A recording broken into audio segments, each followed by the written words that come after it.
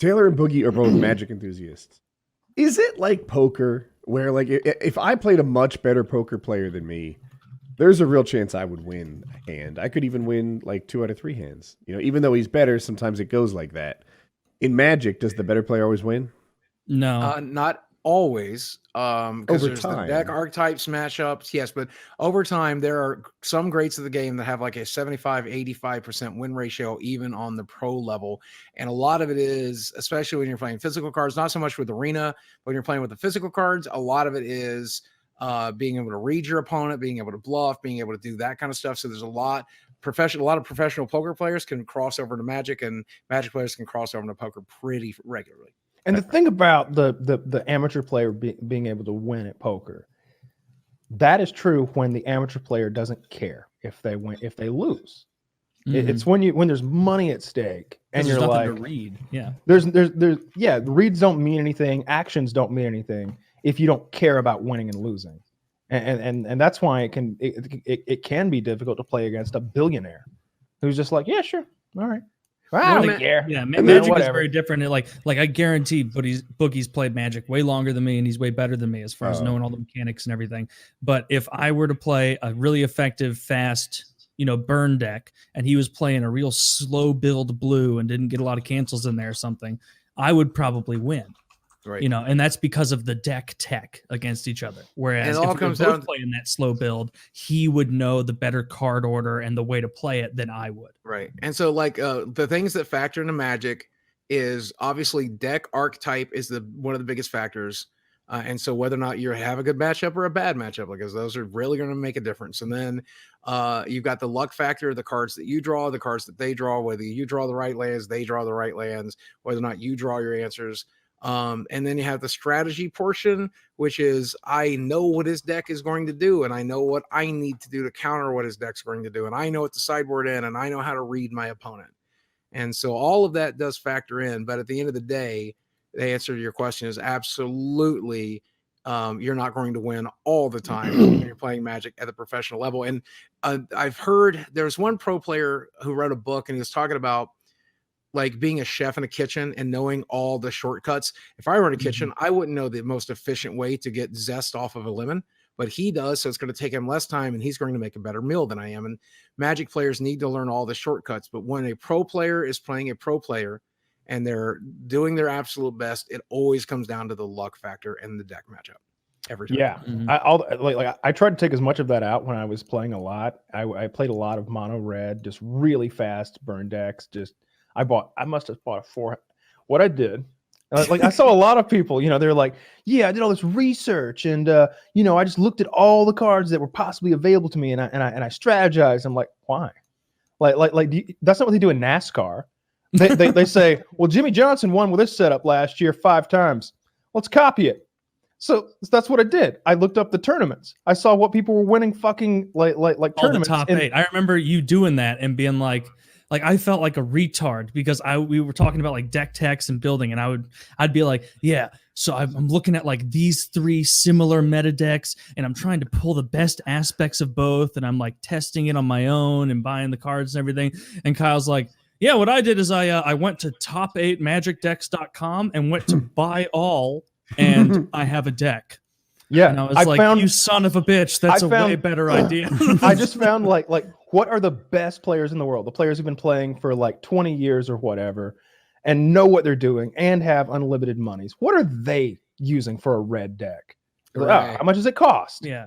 They've got fucking 4 ball lightning in there that are all $70 a piece or something ridiculous. Yeah, like lots of like just it's all offense. It's just like 4 1s and stuff like that. It just everything is. I don't remember the deck. I still own it. If I could remember the login for that fucking Magic website, I don't know. But I would win a lot. I would just destroy people, and they would leave. They would just like so and so is disconnected. Like they don't want to play against this shit because I'm just like poop, poof. Poof. That's kind of how I've always played Magic. I'll net deck if I'm going to tournaments. If I'm playing Friday Night Magic, I'll probably throw together my own shit. And the way I'm playing Arena right now, I have agreed that every time a new set comes out, I will put $100 into Arena and use that to draft till I have every card in the set that I want and need, and then hold my gems for the next set. And I spent, I guess, probably about $400 or $500 on Arena since it launched 2 years ago. So that's Yeah. a lot for a fucking mobile But game. not that much still. at all compared to like Magic the Right. Gathering Online, the predecessor, where you had to Exactly. buy fucking everything. And I do still buy a case of cards from my shop, but I get it at cost now, obviously, because I'm a partner up there and have money in the shop. But that's kind of how I always play Magic is net deck, because I'll know I'll have all the cards. But what I'm doing with Arena is actually really surprising. I prefer to play limited formats. I prefer to play sealed. Or I prefer draft, then sealed. If I'm drafting in real life, I want a cube. I don't want to draft the sets. I want to draft somebody's cube. And if I'm playing standard to get my dailies done or competing in a tournament and arena, I just throw together whatever makes sense to me. And like, fuck it. If I win, I lose. It doesn't matter. But like when I was playing tournament Magic, that was the only way to play. Find the net deck, find the most efficient version, find the deck that you're going to pilot the best, practice it a shitload, get to know the format, and then go to fucking Memphis, Tennessee, and spend 3 days playing Magic trying to earn money. Chiz and I spent a lot of money on that shit. We had an arms race. It was like the fucking United States and the Soviet Union. Like at first we set like we like got together and signed a treaty, like a magic proliferation agreement, if you will. It was like, all right, the Soviet Chizes may spend up to $75 this quarter, and the imperialist Kyles also $75. All right. And we blow through our 75 like instantly. And I go back to him and be like, hey, what do you feel about spending another 75? 150 is kind of a round number. It ain't, by the way. It's like, I've been thinking that. My what is it? Eldrazi? What are those like weird gray Eldrazi. My Eldrazi deck could really be filled out with another 75. And it's yeah, I agree. By the end, we just abandoned the whole pact, and it was just one day I would destroy Chiz, and he'd be like, "The fuck is that card? How much is that?" And I hear him, "That's $100 card." I'm like, "I only got 4 of them." He's just like, "What the fuck?"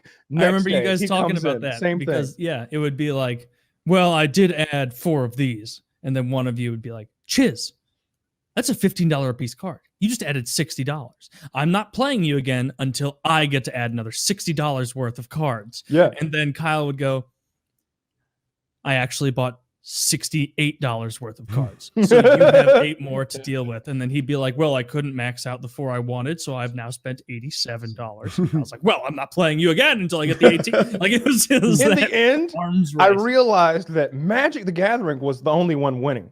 All right. They were just like, yeah, keep it up, boys. Yeah. Oh, yeah. We just dropped some new cards. Maybe you want to take a look at those.